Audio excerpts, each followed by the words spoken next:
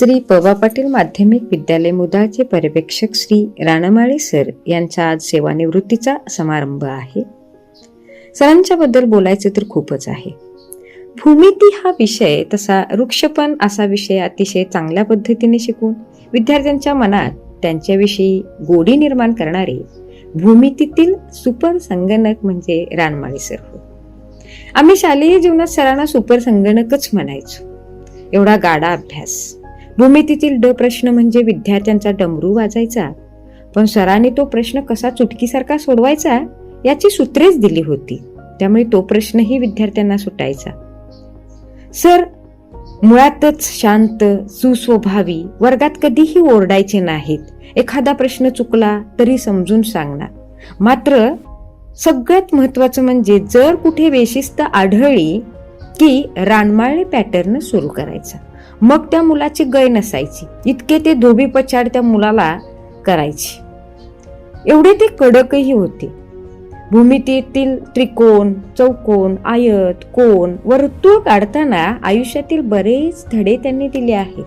आयुष्यात आपण एखाद्याशी मैत्री केली तर, प्रेम केले तर ते अखंड व परिपूर्ण असावे, वर्तुळासारखं, असं सर सांगायचे. आणि म्हणायचे, भूमितीशी मैत्री करा हा, गुणांच्या रूपात प्रेम वाढेल.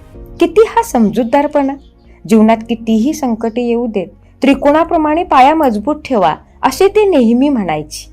आपला विचार नेहमी सरळ रेषेत असावा हे सर सारखे सांगायचे. आणि एखादी रेष काढताना सुद्धा ती सरळ रेषेत काढत असताना सरांचा विचार देखील सरळच असायचा, याचीही आम्हाला अनुभूती यायची. जीवनात चढ उतार नेहमी येतात. आपण त्याचा सामना करायचा असतो, स्वतःला घडवायचं असतं. हे सर गणितातील त्या भूमितीतील ते कोण शिकवत असताना सांगायचे.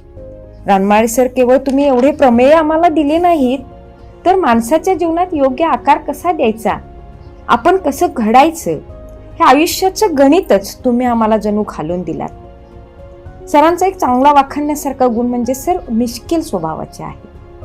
गणिताचा शिक्षक म्हटले की थोडा रुक्ष, कडक असं असायचं. मात्र सर नेहमी अगदी एखादं गणित शिकवताना त्यातच विनोद करून सांगायचे. आणि त्यामुळं गणितातील मर्म, भूमितीतील मर्म आम्हाला सापडायचे. असे हे आमचे रानमाळे सर. शांत, सुस्वभावी, कणखर, हुशार, प्रेमळ, कितीतरी विशेषणं लावली तरी सरांचे गुण संपायचे नाहीत. आज सर तुम्ही सेवानिवृत्त होताय. आज मी इथे एवढीच शुभेच्छा देते की आपणास आपले इथून पुढचे आयुष्य खूप सुखाचे, आरोग्यदायी लाभो. आणि आमच्याकडून काही चुका झाल्या असतील तर माफी असावी. धन्यवाद.